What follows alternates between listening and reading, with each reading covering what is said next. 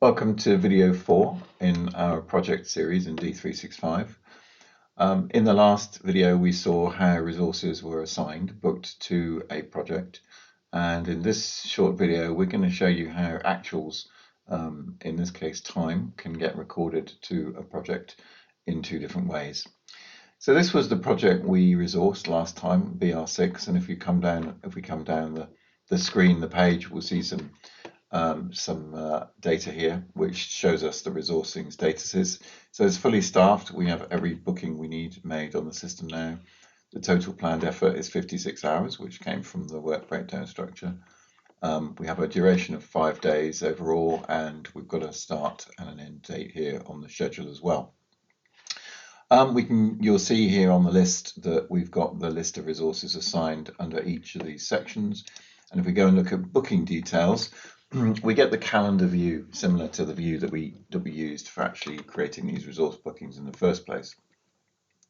We can see in Alex's case here that there is no availability on Wednesday and he is reserved, and the reason he's reserved is because we allocated him to the drawings task activity for our project PR6, which you can see here.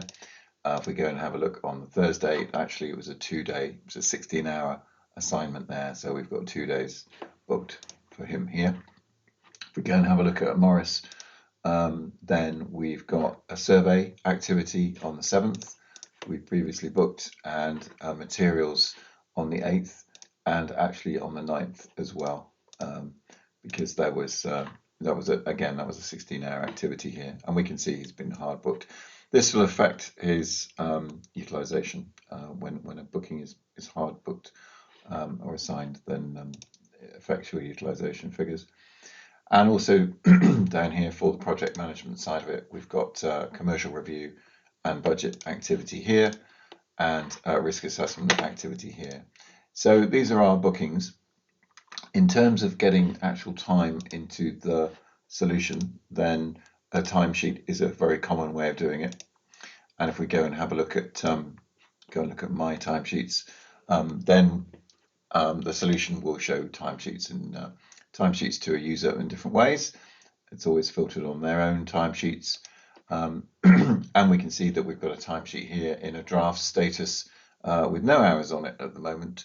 And we can go and look at our weekly summary to date. There's no hours on here. If I go and drill into the timesheet and I select edit, then I can do various things. And one is I can just enter new lines against projects, but I can also copy from a previous timesheet, or I can copy from an assignment.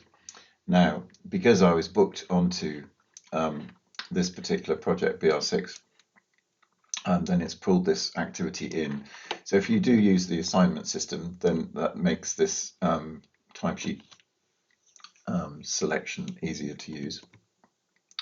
You'll see that this is in a weekly format. You don't have to use it weekly, but it's easier if you do, because you can put lots of checks and workflow on worksheets.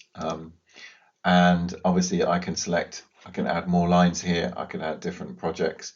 In this case, I'm going to put 8 hours against my activity on the 10th. Let's say this has been completed.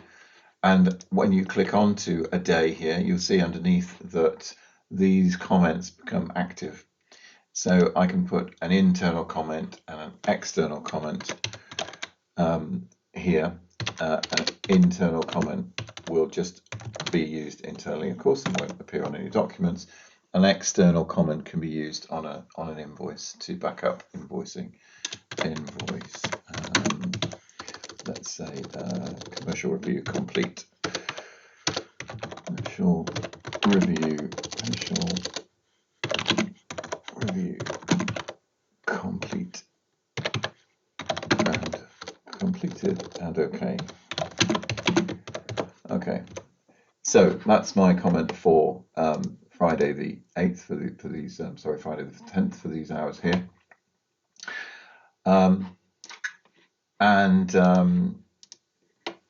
If I just hit the refresh button here, then we will have 8 hours appear on the Friday here, and obviously we're totaling up to, we're looking for 40 hours or 37.5 hours or whatever the calendar that you're working to. You can define this by resource as well. So some resources can work to say 37.5 hours a week, others to 40, depending on the timescale setup that they want.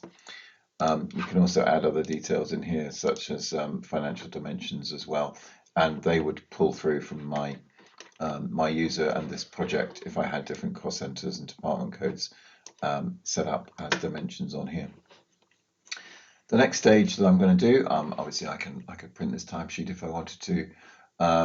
We can also have delegates, so people can be timesheet enterers. You can be a timesheet delegate, so other people can enter timesheets on your behalf, or the other way around. And then the next process within this process is actually to submit for review. So although I've only got 8 hours on here, I haven't got any rules, strict rules set on this workflow approval. So I am going to submit, and then the workflow will go through. And the end result of this will be a timesheet journal, and you can see that the status is in review, and that will get updated as the process, as the workflow continues. And we can see the process of a workflow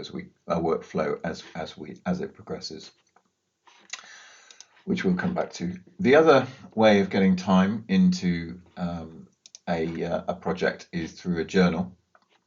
And let's just close this one and go back to our project. So we'll see up here we've got journals, and this is an easy way of entering actual transactions into a project. We have a journal called hours, and if you were doing external timesheets on an external system, or we're using Excel to bring in time, then this is the journal tool in which we could use to create time. So basically what we're doing is selecting a project, an activity, which is the lookup into all the activities that we've got on our schedule, a category, a resource, so you can select a resource from anyone that's applicable, and that will pull in the role as well, and obviously you can add a description to the timesheet here. The journal, I should say, the hours journal here. And to get time into this project, we will post this this journal. And if we go and just do that now, now we've got posted time entered against our project as well. And if I close this now, this will then update our actuals in our project,